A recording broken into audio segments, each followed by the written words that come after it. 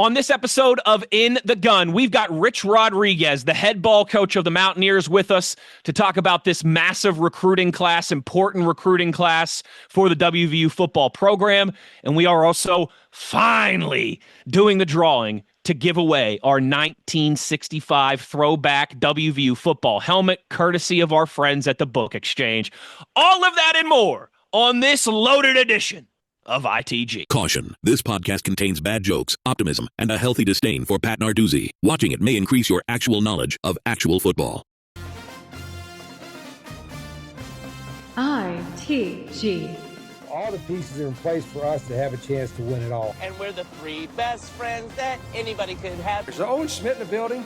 Like a runaway beer truck down the sidelines. So where's he in? He in here, Jed Drenning? I'm not much of an athlete. The thing that's non-negotiable is playing hard and playing tough. And Wesley, Valen, Uhler. You are in the gun. Because once you enter this family, there's no getting out. Hello, everybody. Welcome into another episode of the In the Gun podcast. We've got an action-packed one for you here today. We got the head ball coach, Rich Rodriguez, going to join us here in just a few moments to talk about the early signing period, get his thoughts on parts of this class. Jed and I are going to get into our thoughts here in just a moment. And, of course, at the end of the episode, finally, we're going to have a little drum roll and get to our 1965 throwback helmet winner, which we will have a drawing at the end of the episode. So stay tuned for all that. Firstly, got a shout out to all those that make this possible, to JR and Toothman Ford. We all know cars cost less in Grafton. To Rick Lewis and Fortis for roof performance and financial certainty guaranteed. Make sure to visit fortis.us.com. To Johnston Equipment. Check out what they have going on Route 33 between Weston and Buchanan. You can also visit their website at johnstoneq.com. And to the latest edition of the ITG family and the provider of the 1965 throwback helmet, it is the Book Exchange. Get all your Mountaineer gear and WVU apparel at the Book Exchange at either of their two locations or online, and you can use that In the Gun 20 code through the holidays. Jed, it has been a crazy day. I have been trying to play catch up. I've been talking to you guys in the group chat for the last 3 or 4 days because of how big this class is. Usually it takes me 12, 14 hours to kind of get all my stuff prepared for signing day. This was a 2 to 3 day process. A lot has happened, and yet we're not even finished yet. It's been crazy. And we might be less finished than some people think, to be honest with you. But Yeah. Big day, banner day, some surprises, and it looks like all the surprises kind of broke in our favor, which is the kind of national signing day that you want. All the chatter nationally has been, what's up with West Virginia? Look at how aggressive they're getting, breaking out the resources, breaking out this. So that's the kind of talk you want to hear because we're serious about reinventing this thing and getting it right. What that means for a roster that included 81 new faces last year, what means that it's going to include a bunch of new faces this year. We kind of knew that coming in because you're going to hear Rich talk about a very senior-heavy class that we had a year ago. When you walk 40 guys on senior day, obviously you're going to have a lot coming in from a fresh blood standpoint. It's going to start with this high school recruiting class. So a lot to be said about that. But I think there's some talented kids addressed a lot of needs. You and I are going to hit some high points and get out of here and let the head ball coach break it down for us. And Wes is going to join us as well later on in the show. All of us are going to be around we're going to have the helmet drawing for the 1965 helmet. That finally takes place. What a big show. This is right up there with the McAfee show when Rich was hired last year. Something about early December on ITG. You don't want to miss it. It's must-see podcasting, right? Subscribe. It's free. We're telling you. And it's free. Subscribe, hit the sub button. It's free. Don't miss anything. But what are your thoughts? We'll get in here 10, 15 minutes. We'll break down some of what grabbed our eye about this class. And like I said, we'll jump to Rich and let him look at it for us. And what are your initial thoughts, Guy? Well, I love it because they're getting faster, bigger, and stronger. And it sounds cliche, but when you look at defensively, I mean, like we've talked about all year, Michael Coates, Jason Chambers, that group of corners, they played well all year. They just lacked the size. And you pointed out when they played longer, bigger receivers, it showed up. And I think that's something that's going to be very noticeable with this class. You have Vincent Smith, who checks in at 6'1", 6'2". You have a couple of other corners that are in that ballpark. You have some bigger safeties in the mix now. but also on the offensive line. I mean, you want to talk, Rich keeps doing this, right? We're trying to close that gap and just get 1 yard, right? Well, I mean, he made a ton of progress today. Not only Kevin Brown, yeah, that's the headliner. I understand it, and rightfully so. But you look at Camden Goforth, absolute mauler. I mean, he is a fun highlight tape to watch, just buries people in the ground. Rhett Morris, uh, Jonas Muya. I mean, that whole group of offensive linemen has a physicality to them, a tone-setting presence to them. And I really think, to me, that's probably the most impressive part of this class is how that offensive line is taking a step towards being rebuilt. I think there's a lot of merit to that. We had to get more athletic, we had to get longer, and we certainly had to get faster on both sides of the football, which of course spills downhill into your special teams and transition units as well. Something else that stood out, yes, we went back to some of the old recruiting favorites, the most fertile ground that West Virginia fans are familiar with, including Florida and some of the surrounding areas, Ohio and Maryland and Virginia. But at the same time, this is scattered across the fruited plain. Sky, you're talking about Tennessee, Minnesota, Colorado, North Carolina again, You got an Alaskan in Massachusetts, there. Alaska. So yeah, that's fun too. This is a fundamentally different game. This college football 2.0. We're still trying to find our way and our path to success.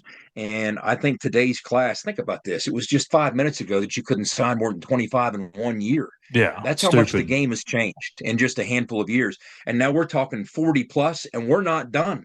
40 plus, and we're not done. And oh, by the way, in a month, the portal window opens, and we'll be adding 20 plus more fresh faces here. So that would be the number that I would guess. So a couple that I would like to talk about and get your thoughts. First of all, when you look at the quarterback room, you kind of know what you're getting in Jaron Hughley. Okay, he's somewhat of a legacy piece to this. He's when you watch his tape, he's a poised player. He has a smooth release and great ball skills, great pocket awareness. He's alert enough to duck trouble and shuffle clear to buy extra time and extend plays. Very comfortable in the RPO game.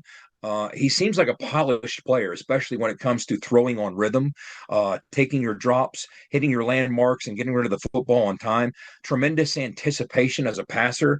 His ball placement is ahead of the curve, more than you would expect. It's a very advanced position for his age as well. He has a great vision as a runner in space, and he's deceptively strong. He runs tall, but he runs strong. You can't arm tackle this kid. No. So there's a lot of fun things when it comes to him and the elements that he brings to the quarterback room. But guys, Wyatt Brown. I mean, when you watch his tape, he's a twitchy, fast, electrifying football player. It's backyard football. Almost the entire thing is Yeah. off script. Talk about fun to watch. Now, he's very raw as a passer, not developed or advanced in that part of his game. But as an athlete, so natural, so instinctive. He's very comfortable throwing off platform and on the move. He spent a lot of time having to ad lib. He played behind an offensive line with several and severe limitations. So he spent a lot of time just trying to avoid sacks. And boy, did he. He's explosive. He's shifty and slippery. This is the old eyes in the back of the head type runner. That's what Wyatt Brown is. He's decisive in space, makes that one cut and goes. You'll hear us talk about some of these other guys in the same way. He's a fearless competitor. He'll sacrifice his body in the run game. He's willing to stand tall and take shots in the pass game. Very, very fun guy to watch. Both those quarterbacks are intriguing and fun. And you talked about some of the guys on the offensive line. Of course, we'd be remiss if we didn't break down Kevin Brown a little bit. Look, you throw Kevin Brown's tape in for a short few minutes, and you understand he is absolutely as advertised. He's a specimen. He's big. He's violent. He's strong. He's athletic. Most importantly, he's tenacious. That's a quality that you look for in elite offensive linemen. Snap after snap, you're just watching him ragdoll defenders. He swats an edge rusher aside and then flies upfield and launches upfield to pave the road on perimeter screens. He'll vaporize the first defender he finds. With his athleticism, there's no escaping him in space. That's what makes this really exciting. So you can think of him, whether you're running zone concepts in the run game, whether you're running gap schemes in the run game, you can see him climbing to the second level and just wreaking havoc on defensive players. I mean, he puts guys on skates and literally deposits them. Sometimes I watched one game tape, Schuyler, you probably did too. He ended up 25 yards downfield off camera. I mean, my biggest concern is these Big 12 officials because they like to flag you when you block guys out of bounds and knock them into the bench. He did that multiple times. Yeah, I multiple forgot about times. that. So, and then Jonas Muya, he hasn't played much football. 6 months ago he started playing football, so it's somewhat foreign to him. But he has the things that only God can give you. I mean, he could reach through this podcast and pick your nose, right, Schuyler, right now if he was sitting with me. I mean, the wingspan on this kid is incredible, Former and that basketball frame. player. Former basketball player. The skill set shows it on tape. He has those feet. So Mm-hmm. once he develops and becomes more polished within a year or two of the staff working with him and with Mike Joseph working with him, I mean, this guy might be the guy that 4 or 5 years from now we're talking the most on this O line. You mentioned Camden Goforth and a couple of the other names. I just really love this group, love the push, love the energy that they play with. So there's a lot to be excited about with this offensive line group for sure. Yeah, the one thing that comes to mind is they're all nasty. Like some years you can kind of see it when you have 4 or 5 offensive line signees and you're like, yeah, maybe this guy can come along. All 5 of these guys have that. They're all cut from the same cloth. They have that in their Agreed. DNA. The running back situation obviously was decimated this year for the Mountaineers. A ton of injuries. They signed 5 guys today, one guy being a junior college pickup in Martavius Boswell, but you have Lawrence Autry, who flipped from Tulane. You have Chris Talley, one that is going to be announcing here shortly. And then you also have Sir Paul Cheeks, who's committed and will be signing here shortly, we expect as well. So those 5 guys, you got to feel pretty good about the replenished running back room. That's for sure. So again, a couple of them, as you mentioned, stay tuned. But you're looking for separation speed. You're looking for breathtaking speed. You're looking for physicality. You're looking for size. These are the things that the staff is trying to address in this class. What happened to us a year ago is not going to happen again. You're No. not going to get so decimated in that room that you're so thin that you're having to convert other positions to play running back for you to steal some snaps. That's just not going to happen. I mean, the success of the run game is so central to what Rich does and how he goes about his business winning football games that it's critical that needed addressed. It was a high priority. And I think we've gone a long way toward doing that. And it's not quite, as you mentioned, not quite done yet. They're still working on some, and Rich might even be addressing that. But I think when you look at the size piece, it will be addressed. I think when you look at the speed piece, it will be addressed, the versatility piece. So absolutely, we want numbers and we want quality adding to that room. No doubt about it. At the receiver spot, before we hop over to the defensive side, I wanted to talk about these 2 guys because I think they're immediate impact players, and that's the JUCO pickups, Keon Hutchins and Kedrick Triplett. A ton of speed. I mean, that's the first thing that pops out when you watch those guys. Triplett is especially really interesting, especially in the slot. I think he's going to have a chance, along with Rodney Gallagher, assuming he is still a part of this thing moving forward, which we all expect. That's going to be an interesting dynamic there with those 2 JUCO pickups. Triplett, I think, offers immediate help in the Mm-hmm. slot. I mean, his skill set, there's a lot of versatility to that. Whether you're going to use him in motion and create isolations, whether you're going to use him in the jet sweep game, or whether you're just going to send him on option routes or wheel routes. If you can isolate him on a nickel back or a linebacker, his speed, he's twitchy. He's electrifying. He's played at a higher level. You talked about his junior college experience. So I think he's a guy who can step in immediately and help. And then when you talk about the perimeter speed, dude, the other guy we signed that you just mentioned might be the fastest receiver in the country. Yeah. So if you're going to have one dimension to your game, rise to that level with that dimension. Because when you're talking legit 4-2 type speed on the perimeter, that's take the top off a defense and throw the fear of everything into that coverage and into that defensive play caller. So it's been a while since we've had that type of speed. And I think that's part of what these JC kids are going to bring as well. When you look both at the slot and on the perimeter, yeah. And it's interesting. And in today's world, never say never. It wasn't that long ago. One of these kids was decommitted, and you just keep Mm-hmm. working and you keep working. And in the 11th hour, you go burn the midnight oil, and some combination of resources and your role in the program. I mean, this is a new game. I mean, It it's not is. just as simple as, hey, your mom likes me and you fit my offense. Well, that's part of it, but you also need to do some buttering up with these kids, and Yeah. now more than ever. So that's central as well. So hats off to those that have helped the program do that in putting this class together as well. But yeah, I like the speed, I like the versatility, and I like the different body types. We were talking about length earlier. Well, that holds true at that position as well. When you look at some of these longer young kids, I think that's promising and exciting as well. Yeah, I mean, you can never give up. Like you see some big time players in the country that, you think they're signed and they're not. So you got to keep going at it until they're signed. But yeah, you mentioned Malachi Thompson. I think is who you're one of the guys you're hinting at there, the Nitro product, staying in state. And then also wanted to mention too, at the tight end position, they already had Sam Hamilton and Cade Bush. They flipped Xavier Anderson, another West Virginia kid who was committed to Cincinnati. So that's another big time, big, rangy 6'7" kid that's got to grow into his body, but you got to like the tools and the skill set there. So let's flip over to the defensive side here, Jed. Let's start in the front and the front seven. You got Noah Tischendorf, Jeremiah Johnson, Johnson's a JUCO kid, Tischendorf coming all the way from Oregon.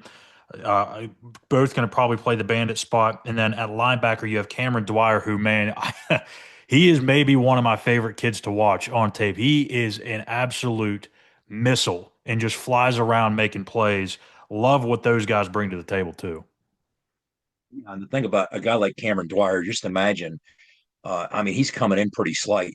Yeah. What's he weigh? $180. So just imagine what he's going to look like after a year or two with Mike Joseph and adding some muscle to that frame and that playmaking ability and his skill set. Yeah, but from a front seven standpoint, I think we made ourselves better. I think we added size, we added bulk, we added strength, and we had some versatility there as well. That's the biggest thing. When you start getting to those second and third level body types, your linebackers and your DBs, what's exciting about that is, look, what they might be able to transform in after a year or two of building their body and building their strength.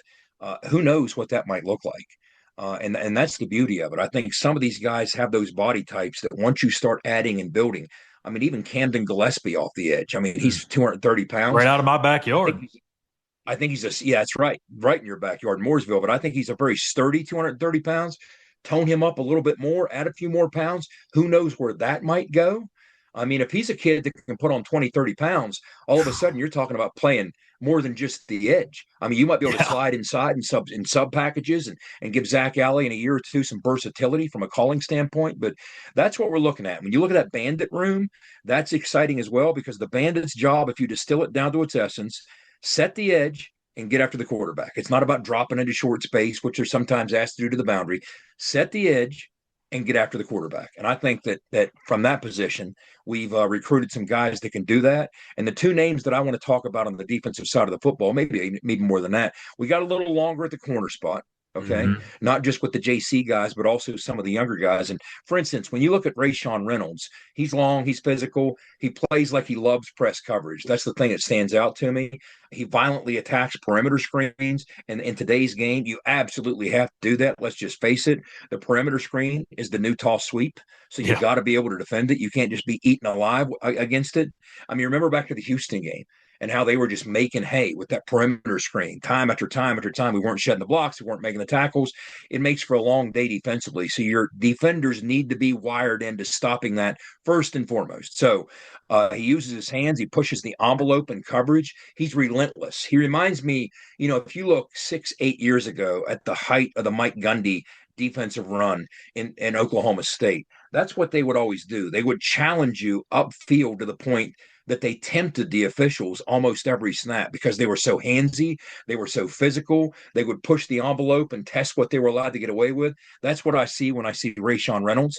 And I like his tenacity in the sense that he chases things down from the backside. When he's the backside corner, they all have pursuit angles, but to see him make a play 50, 60 yards downfield as that backside corner, that's exciting too, because you have to be a high motor guy that's all about the right things to be able to do that.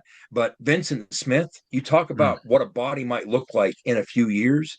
This is a guy who was a lockdown corner in high school, okay? A lockdown corner. What might he be able to do with that skill set when he gains some strength, when he gains some size? I mean, he's at least could work himself into a safety spot. And I'll be honest with you, don't be surprised if he spends some time in the linebacker room before it's all said and done as a heavy nickel, because that skill set, I'm telling you what, You try and forecast what that might look like 2-3 years from now. Just very athletic, great leaping ability, great feel for the passing game. He's comfortable in press coverage as well, and he's comfortable playing off when asked to diagnose things from a zone concept. He's sticky in space, great cover skills. He doesn't often bite on double moves. He has this unique knack. Normally, when you see a guy who has this tendency to rob routes and have pick sixes, which when you watch his tapes, that's part of what surfaces. Oftentimes, those guys are susceptible to double moves. But you know what? Even when you see teams try and run double moves against him, his closing speed and rebound speed is so elite that it doesn't work. He gets back on that play as well. So, yes, he robs routes, but also he doesn't bite on those double moves. And also, he has great timing as a blitzer. You oftentimes see him as that boundary corner taking on an inside zone. He's the guy that flies in there and makes the tackle a yard upfield on an inside zone. So, that's impressive. And, of course, we got to talk about Matt Sieg. Yep. And what he brings to the table. I mean, blistering speed, legit 4.4 speed. It was showcased when he played quarterback. Yes, absolutely. His speed stood out, but it also stood out from the safety position on the defensive side with how much ground he covered. Incredible amounts of space. You'd see him fly downhill as a run defender. His hands are very violent, more so than you would anticipate from a third level player, from a defensive back. And it puts him in position to defeat blocks in space and just snuff out tackles. He sifts through the garbage. He has that vision that all great tacklers have to sift through the garbage and find the football. You see him in quarters coverage, and think of a safety's role in quarters coverage. He's responsible for potentially a quarter, middle, deep of the field, or if the ID's a run concept, he also has a run fit to trigger downhill as a run defender. And he would so often quickly ID those run concepts, trigger downhill, and just attack the run game and blow things up. He has incredible closing speed and coverage as well. When the ball's in the air, that's when you really see his athleticism, his leaping ability. He high points the football. He's technically sound. He's fundamentally sound. And in an age where some teams are leaning more towards two-way players. We saw some of it with Curtis Jones. We saw, Kyle Whittingham and the Utah staff, half a dozen guys playing significant time on the defensive side and the offensive side for Utah. Guys like Matt Sieg put you in position to legitimately tinker with that. Once he's comfortable with one role, don't be surprised if a couple of years down the road, because of his skill set and his elite athleticism, you might try and find a role for him on the other side of the ball in certain situations as well. And that's probably true of a couple guys in this class, but he's the one that jumps to mind.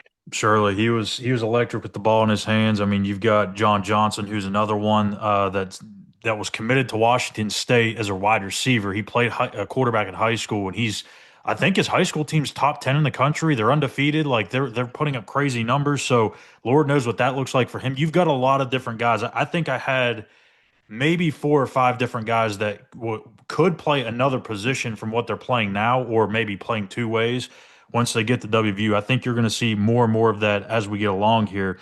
And I gotta throw this out there too, Jed, before we move on.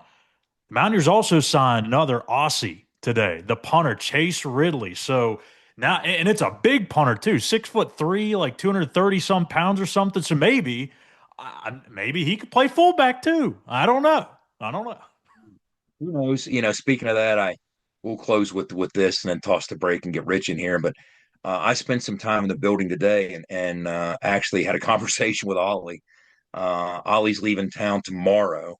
He's on his flight back to Australia, going to spend some time with the family over the holidays. And then, of course, it's right back here stateside to get ready for, pro day and everything else to see if he can make that higher level career aspiration. And I really hope he does. But I told him, I said, what a fun, addition he's been, what an instrumental piece he's been for so long. But yeah, I'm telling you, it's wild to be in the building, which I have so many times through the years on this day. It's like being at H&R Block on April 14th or April 15th. Okay. It's just wild. It's bedlam. It's chaos, but it's kind of Christmas chaos. And it's fun. It's I'm sitting in Dusty's room and every 3 minutes somebody's coming in with breaking news. Somebody's coming in. And again, remember, a lot of this breaking news hasn't broken yet. Some of it's potential breaking news. There's a tease for, in the handful of days or the coming weeks, or whatever the case might be. But so yeah, Rich isn't going to rest on his laurels and say that enough's enough. 40 plus is good enough. No, we still got some that we're seeing what we can do. So there you go. Yeah, I mean, it felt like there was five and within 1.5 minute span. I'm like, my goodness, guys, can we not just spread this out a little bit? Give me my fingers a time to Yeah. uncramp here. This is Yeah. ridiculous. But yeah, a lot more coming. And also, too, if you're freaking out about this big class, keep in mind you've got 40 seniors leaving, and you also had what, maybe a dozen from the last year's high school class that ended up sticking around, if that. So you're trying to play catch up. You want to build this thing through the high school ranks. And look, if you go 50%, which is still a pretty damn good percentage, you got 20 guys that you feel really good about and you can build with. That's a lot more cracks at the plate than you had maybe in years past where, like you said, you could only sign 25. So that does help to some extent. But hang tight. We're going to get to a commercial break. On the other side, we're going to get the head football coach in here to talk about this class and what could be building here in the future. And then we'll also wrap up the show with our special drawing of that 1965 throwback helmet that I'm oh so jealous of, and I would gladly swap that one out. If anybody's listening and wants to send me a Christmas gift, I'll swap that one out and give you that one. So there you go. Hang tight. Rich Rod on deck here on ITG. For nearly 20 years, Fortis has been the nation's leader in providing guaranteed roof performance programs for commercial buildings.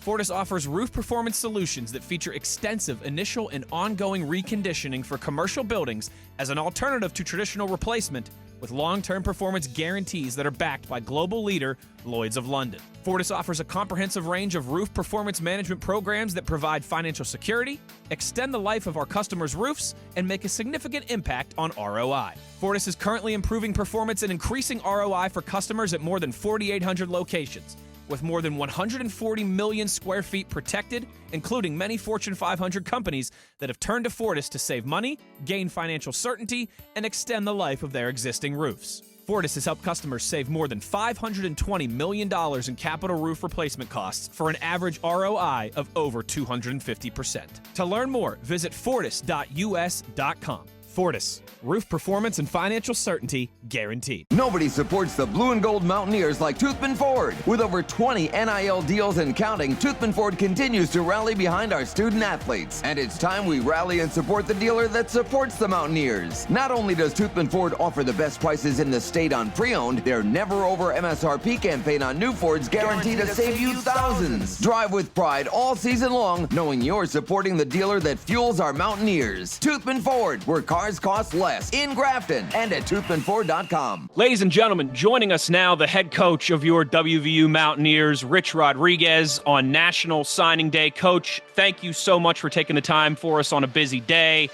We know that you wanted to attack this offseason, that you were ready to improve this team to get things fixed. And I got to imagine, starting today, it has to feel pretty good assembling this class that you have together so far. Yeah, there's a lot of work involved. And obviously, it's not just in the last 24 hours, but there's a lot of work involved in the last 12 months. We knew we were going to have to sign a big class because, one, we had a bunch of seniors, but also there was going to be some roster movement anyway. And so I didn't know we were going to have 60 or 70 spots open, but we do. So we tried to get the best players we could get. Had a chance to recruit the high school guys more so than last year. I wasn't even here last year at this time. So I think we signed like 44, but there's two more that'll be out later today from 24 different states all over the place and at every position. What's your needs? Everywhere. Hell, you kidding me? We want every position needed guys. And so got a few junior college guys, got some really good high school players, and it went really well. It's hectic the last 12 hours or so, or 14 hours, but it was – staff did a good job, and really excited about what we got coming in.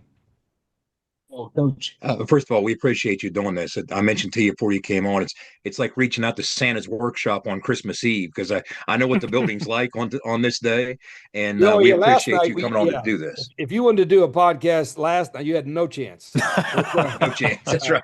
Yeah. At least you're still not wrapped up. Yeah. You're getting there, right? We got two more to.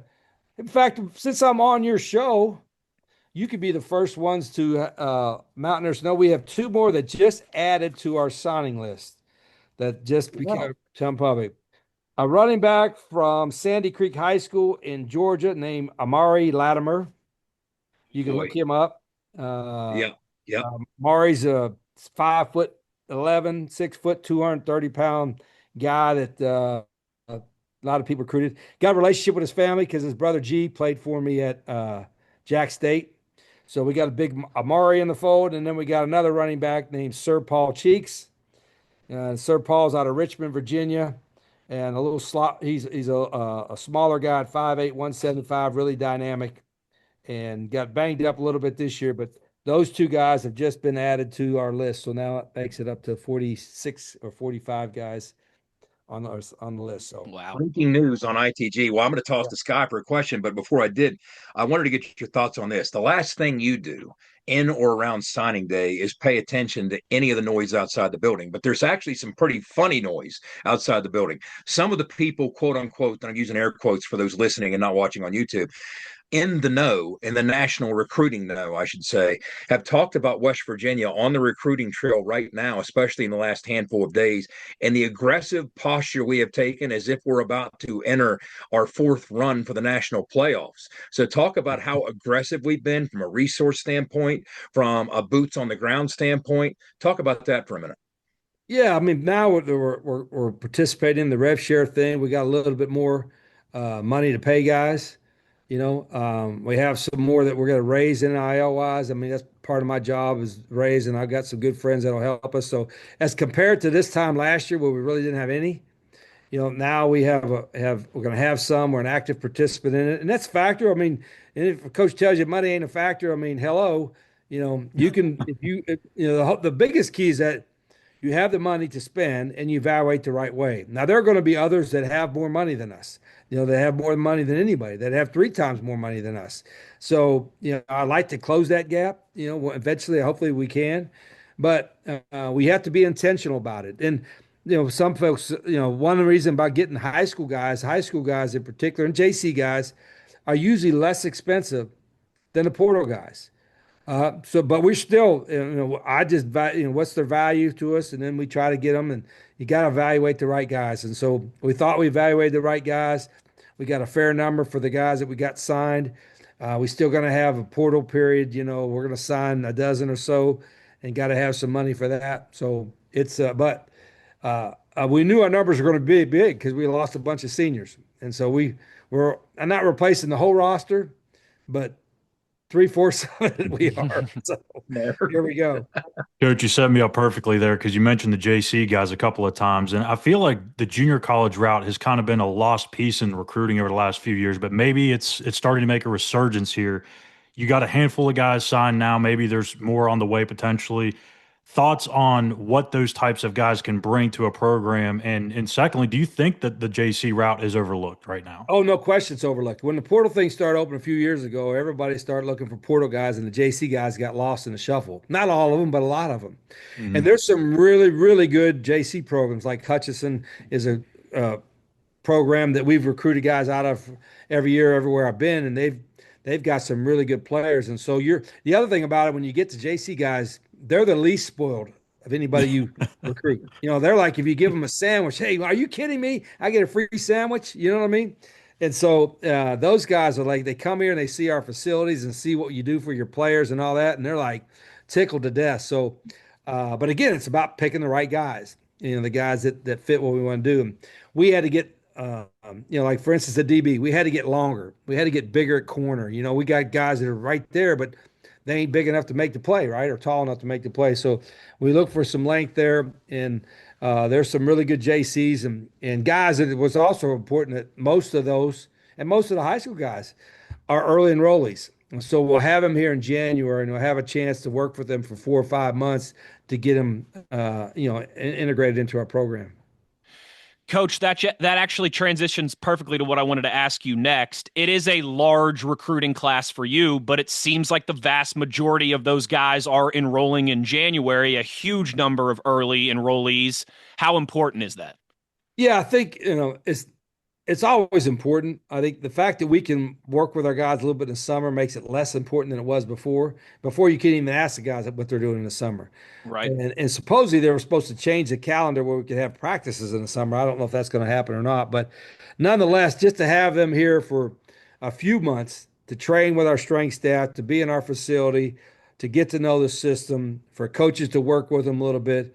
is really, really critical. And we got to have an intentional plan. Now, this year being the second year, there's still enough players and enough staff returning that everybody kind of knows the system, how we go about doing things. But I'm evaluating everything. So we got to do it better than we did last spring. It wasn't good enough. And we think we did a good job evaluating these guys. Well, I think we obviously have a good evaluation of what our returning players are like. And now I'm evaluating everything that we're doing, in our program from A to Z. And I'll do that every year anyway, but I got more time to do it now in December. So it's making a lot of guys nervous. So Absolutely. And again, Coach, we appreciate your time. So we're going to wrap it up with this question and let you get going and handle more of today's business. Last year at this time, it was kind of like you and Dusty locked in the building trying to make this work. You didn't even have a staff together, right? That's not a puncher's chance.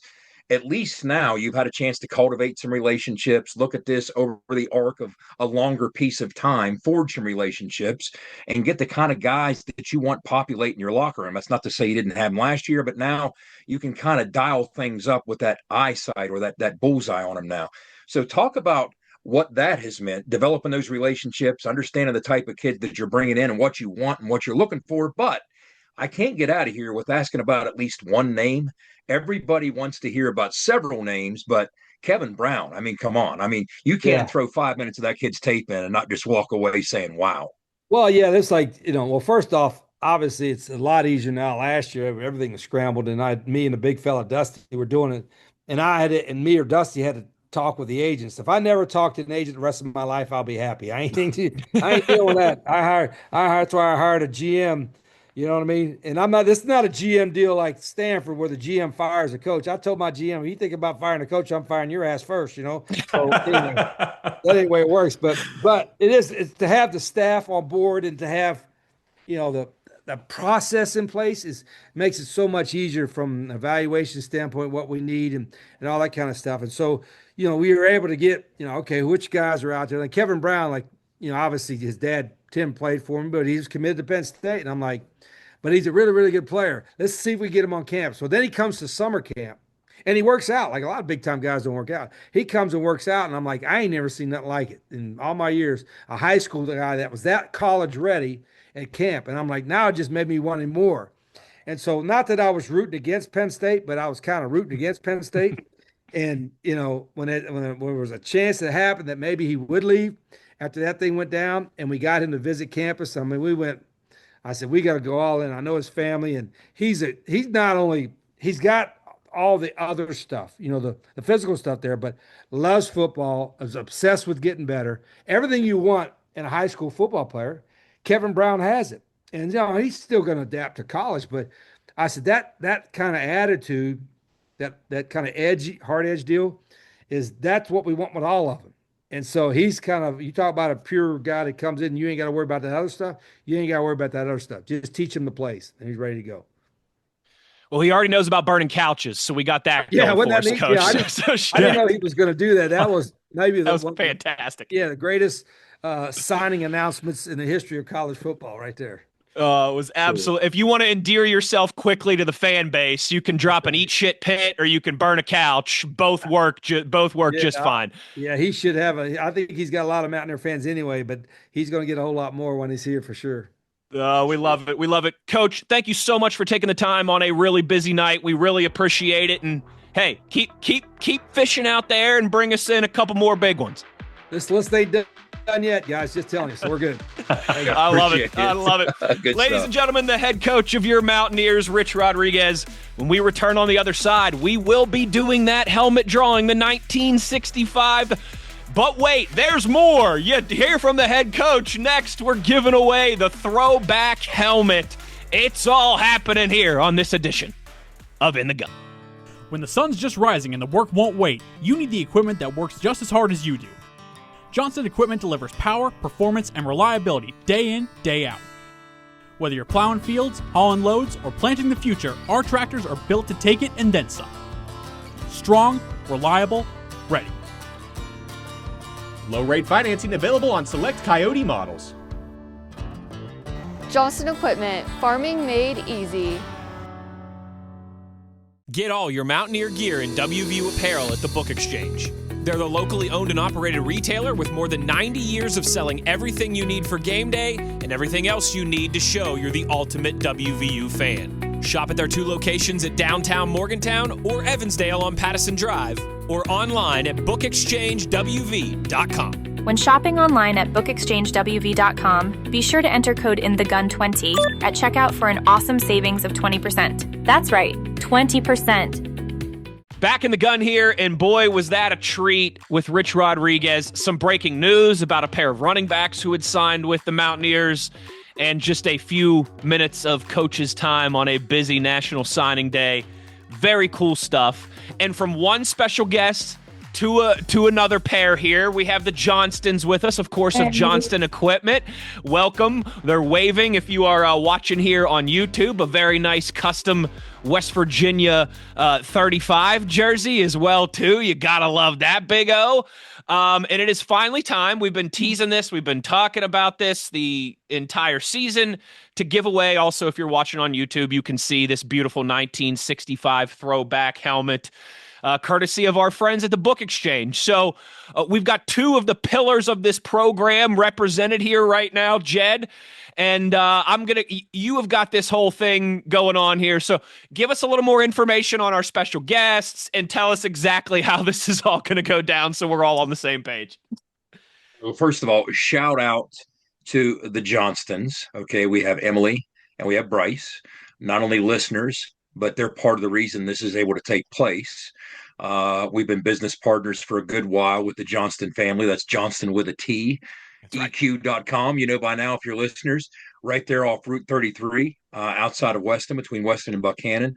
If you guys want to give a quick remark to say, how's everybody doing out there? Happy holidays, whatever you got going on, because we're going to involve you in the last step of the drawing to win this beautiful, gorgeous, shiny helmet right here. And I'll walk people how that's going to play out after you guys say whatever you want to say. Just say, hey, great to be here, whatever you got on your mind. What's going on? Well, it's great to be here. I canceled all of our plans tonight as soon as you texted me. I said, sorry guys, we can't do this tonight. So, but yeah, things are great. Business is great. We're getting ready for the holidays. We're decorating our Grinch tree. Love it. And we're just happy to be here.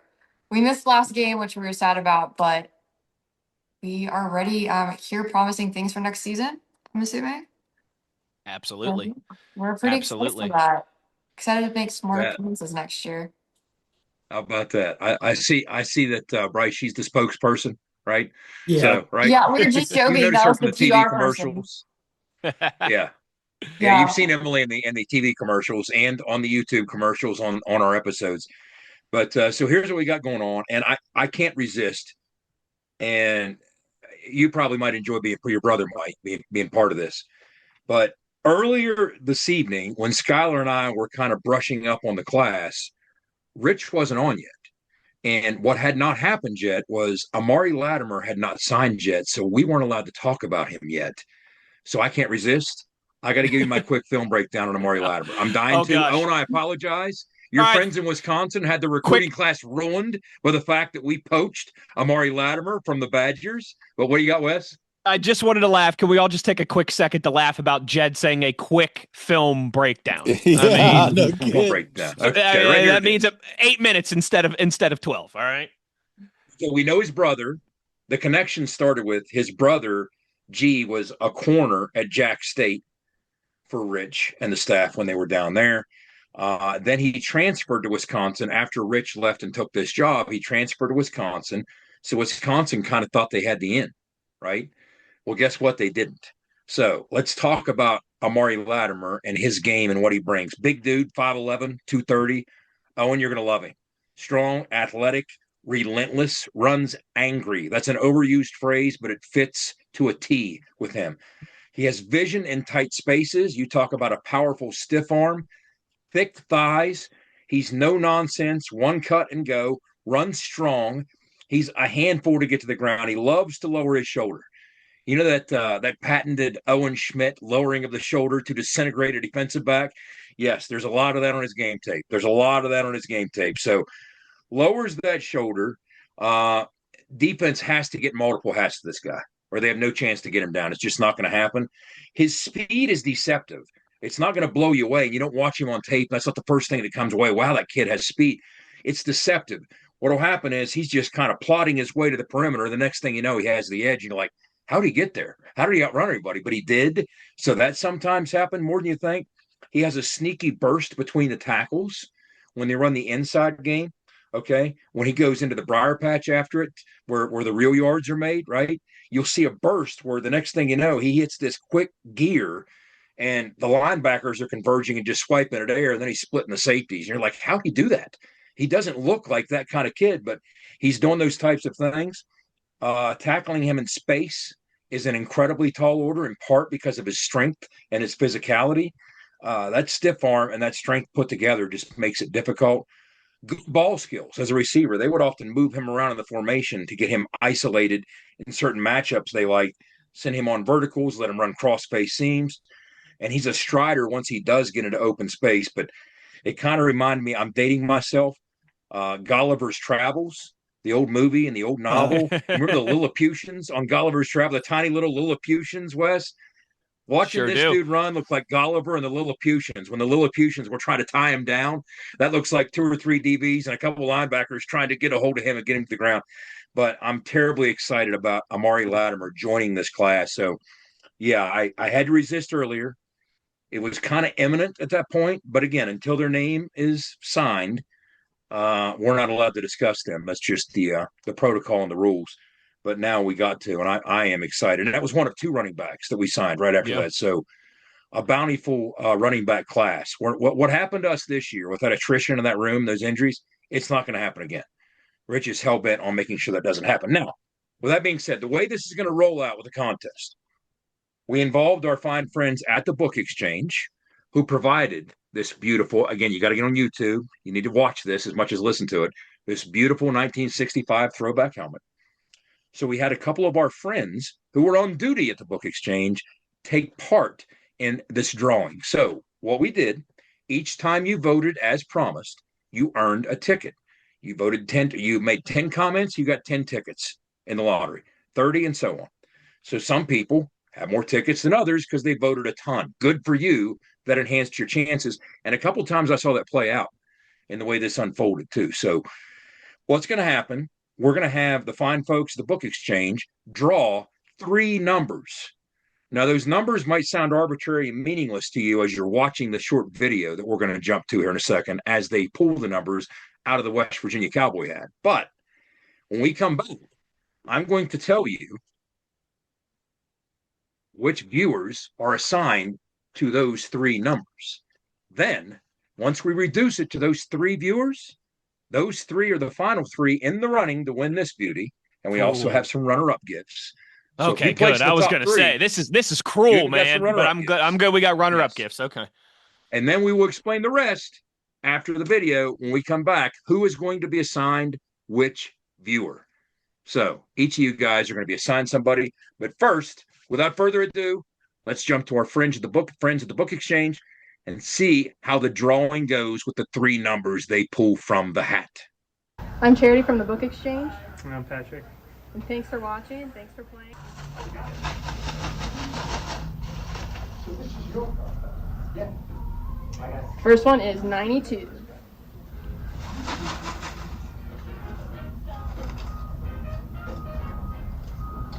$47. And then the final one.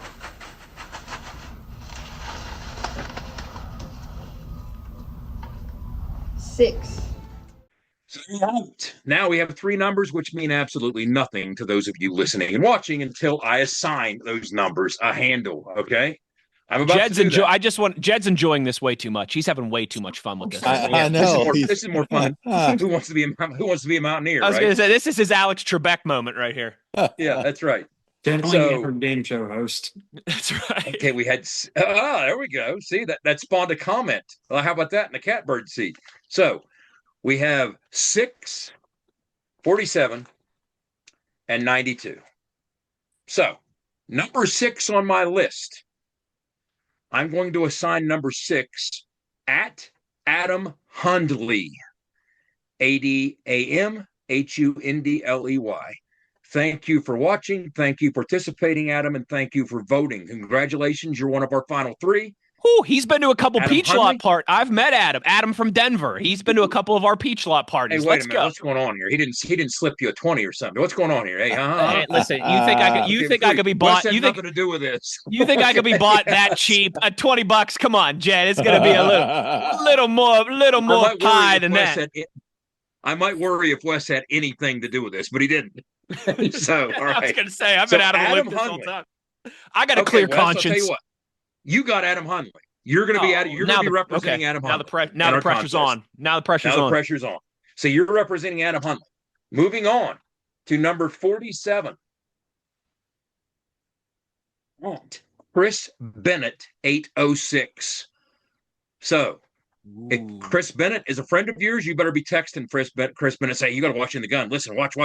Or Chris Bennett, if you're listening, you better be on the edge of your seat. Congratulations at Chris Bennett, 806. You are one of our 3 finalists, and I am assigning at Chris Bennett 806. Let's combine forces. The Wonder Twins right there. The Johnstons have Chris Bennett 806. Let's go, Chris. So, you will be participating for Chris Bennett 806. We don't like to lose. So let's go. Down to 1. Who was the final number, which was 92. I'm going in numerical order, not in the order they were drawn. So number 92 on our list. A guy who voted quite a few times to enhance his chances. Good for him. The name's just too close to Pat White. I got to give this to him. At Pat Black WV. Right? At Pat Black WV. So, Owen, you will represent at Pat Black WV.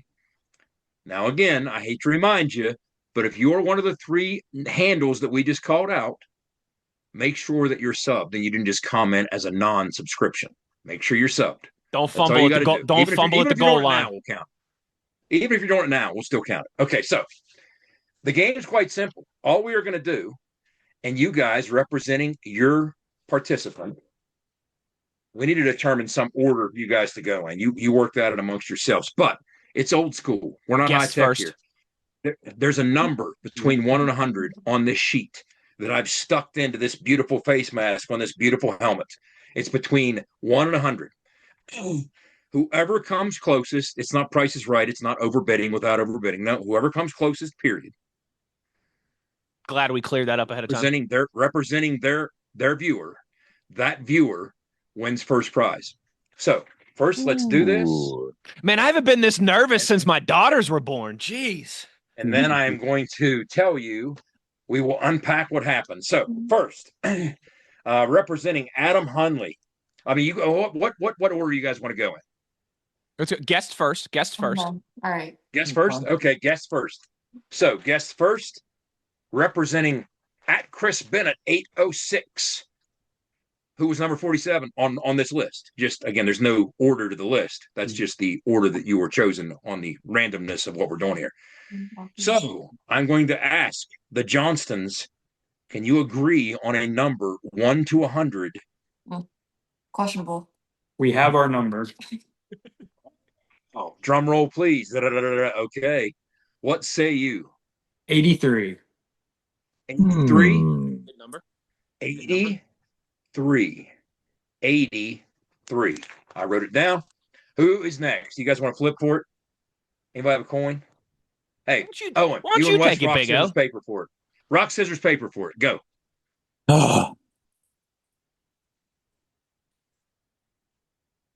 I got him. Wes comes up with the scissors. Owen, what'd you have? What'd you have, paper? Yeah, paper. Yeah, I had paper. Okay. Wes cuts the paper. Wes goes second. Wes with the second guess.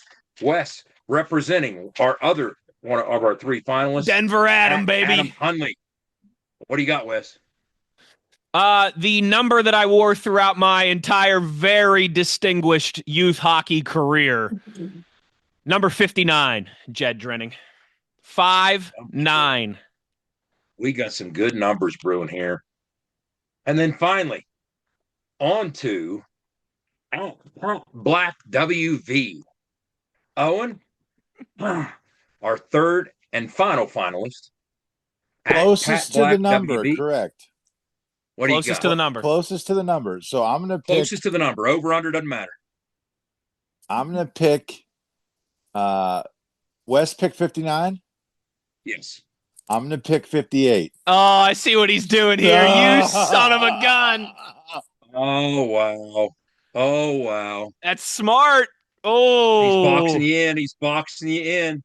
Okay, so let me do a little. I thought he was going to go with 35 for sure. I mean, I thought so. You know, well, okay, if well, it here we is go. 35, I'll win anyways, right? Oh, look at this win. guy. Okay. He's feeling good. He's feeling You good. lose twice then. Okay, here we go. So a little Tucker County math. And what I'm going to do, I'm going to pull this out and look at it and then show you, because I'm going to count it down from 3 to 1. Oh, wow. Oh, I just looked at it. And I wrote it myself a while ago, which I already knew what it was. I was going to say, did you write it down? Wes was 59, representing Adam Hunley. Oh, Lord. Okay. Here we go. Everybody's getting nervous. Look at this. Okay. And Jed's got a Clark Griswold type, right? That hides Christmas presents and then forgets where he puts them, right? 100%. 100%. The Johnstons representing at Chris Bennett 806, coming in at 83. And Big O representing Pat Black WV. Big O comes in at a big 58. Okay, so let's do it this way. Coming in third place, and it's not an entire loss. You actually, from Dang. the cabinet of one Dusty Rutledge, you get a West Virginia football T-shirt, okay? We had to pry that off of Danny West Nealon. Virginia football facility. What's that, Owen? We had to pry that out of Danny Nealon's fingers there. That's right. He had to pry it out of Danny Nealon's fingers. Yeah. So that's what this person gets, and this person is going to be, let's see here. We might need to double check Jed's math. Jed, you still haven't told us what the number in the helmet was. I'm going to. You know what's scary? Participation. Third place, Owen, you're third place, and you missed by 15. You missed by 15. Big O thought he was smart, huh? Wow. So, but Pat Black WV, this shirt's coming your way. We got to figure out how to get these addresses from these fine folks so we can ship these prizes to them. Okay. Now it comes down to this, because after this, you know what's going to happen. In second place, getting this parka, West Virginia, beautiful West Virginia parka. Okay. Ooh, that is nice. All right. And not many of these, so it's a collector's edition. An ITG T-shirt, randomly a 2X, by the way. I don't even know who will fit, but being here telling you, that's like an original edition in the gun right there, man. Now, for those who don't know, that thing's been around for a presidential term at this point. Owen and I have talked about this before. If you notice the play in our logo, that is actually the zone read. And so Owen and I both played in the gun. I never ran a zone read, accidentally maybe, but there you go. So accidentally maybe gets the parka and the T-shirt. Guess who that might be? I'll give you the number and I'll give you the result. Congratulations, Adam Hunley. You get the parka and the T-shirt. No, Wes, Denver Adam. You came in at the Johnstons win. 14 off. 14 off. The number is 73. The Johnstons were off only 83. So congratulations at Chris Bennett, 806. The helmet is yours. So how are we going to do this address? Do we put it in the comments of this episode? No, we don't want people putting their addresses in the comments. How are you going to do that? Reaching out privately? How do we? How about this? How about this? You have Jed. This is exactly why we did this, baby. You have an email account, right? Jed@itgfootball.com. Am I correct? Email me. Yep. Email. You 3 winners. Email Jed at itgfootball.com with your address, your name, your address, how excited you are that you won, or pissed off that you came in third. Whatever the case may be. Jed to the Johnstons at ITG Football. You gotta love it. The Johnstons with a T. All right, real quick. I'm telling you. So Denver Adam, he flies in every year for the backyard brawl, no matter where it's at, Pittsburgh or Morgantown, and he always comes by our tailgate. Good guy, him and his brother. Day one. I mean, I'm talking, guys, a week after we launched this podcast, 2 weeks after we launched this podcast, before the return of the Backyard Brawl in 2022. Like when we were still in our infancy. I mean, we were like 3 or 4 episodes into this podcast that is now 300 and some episodes deep. And Adam and his brother like corner me in the parking lot at Acrisure Stadium before that Thursday night game. And they're like, dude, Wes Uhler, we love you. We love In the Gun. You guys are great. Oh, it's the best podcast ever.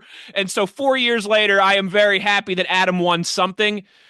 But I'm almost kind of relieved that I didn't win, because I think everyone would accuse us of rigging it for Denver Adam, a friend of the Peach Lot Party. So Adam, as much as I'm sorry I didn't come through for you, I didn't want the FBI on my case either, so I guess it works out. Sounds like you owe him, Wes. Say that again. What's that, Emily? It sounds like you owe him, Wes. I do. I think That's you do. a very good point. I think you do. I think you do. I think you do. But this We'll one, smoke this in the went bandit so well. some Brewha, Wes. I was going to say, I don't know when Adam will be back next. I'm sure he'll come to a game next year, but obviously not the Brawl because it's not on the schedule next year. But yeah, Adam, message me on Twitter or something, and I do. I owe you. I'll come up with something good for you. Maybe I'll get you Owen Schmitt's autograph. That. If only you could do that. Well, Maybe an I could do autographed that. children's book, right? An autographed children's book. But this went so well. Let's say this. We already have it lined up. We're going to be doing another contest imminently. So stay tuned for that for details. This went really well. You guys were incredible. I mean, the viewers, the listeners, again, the activity and the engagement, you guys really brought it. Trust me. My wife and I had to count these votes and tally them up, and it was a heavy lift. So thank you. I bet it was. The operation engagement worked. There was more than ample engagement. It was fun. It's a great way to culminate the regular season. And we will, again, contact me, as Wes said, through email, jed@itgfootball.com, because otherwise I have no way of hearing from you. Yeah. And if you want to, send me a couple emails. I don't even care, with just details about how you want to arrange this, where you want it shipped, and we will take care of it. It's on us. The prizes are on us. The shipping's on us. And by the way, we are pretty close to somebody that works for UPS. So I don't know if you guys noticed that or not, but yeah, good thing, because I'm sure those helmets, they probably only cost like $2 to ship. They're not very heavy. Yeah. Yeah, that's right. Yeah, especially during the holidays. But so that's that. That's a wrap on that. And I'll tell you what, that worked out really well. Again, thank you guys at the Book Exchange for just having me march in there and say, hey, I want hostages, not volunteers. I was the opposite of Mike Tomlin. I was looking for hostages, not volunteers. And so I took hostages and forced them into doing the video. So I love it. Great job drawing the numbers. Great job taking part. And yes, the In the Gun 20 code is still operational until we say otherwise. So get in there for the holidays and jump all over that. But and thank you guys, and happy holidays to you at Johnston Equipment. Thank you guys for at the very last minute being good enough sports to jump in and be part of this. Yeah. Thank you all. Yeah. Thank you. You're part of the ITG family. So I was just going to say thanks for being part of this operation. It was great meeting you all this year and everything, and hopefully we'll only expand upon that next year. Oh, for sure. For sure, we'll be back. I love it. Absolutely. I love it. So I think that's a wrap, right, guys? Everybody good? Yeah, that's it. Well, for our producer and co-host Schuyler Callihan, for Emily and Bryce Johnston, some of the best guests we've ever had here on the program, 1 for 1, batting 1,000% here on the show, for the sharp dress, barbecuing, beer trucking, Big O, and of course the signal caller Jed Drenning. I'm Wes Uhler. The one thing we ask of all of you is to be an ear and tell an ear about your new favorite WVU football podcast. Take care, everybody. We'll talk to you soon. You've been In the Gun. ITG. The fun doesn't have to stop here. Be sure to hit subscribe and never miss an episode. If you have any questions, suggestions, or feedback, be sure to follow us on X at In the Gun Podcast. Join us again next time. Until then, tell an ear to tell an ear about your new favorite WVU football podcast.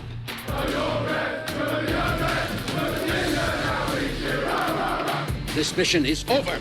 It's over.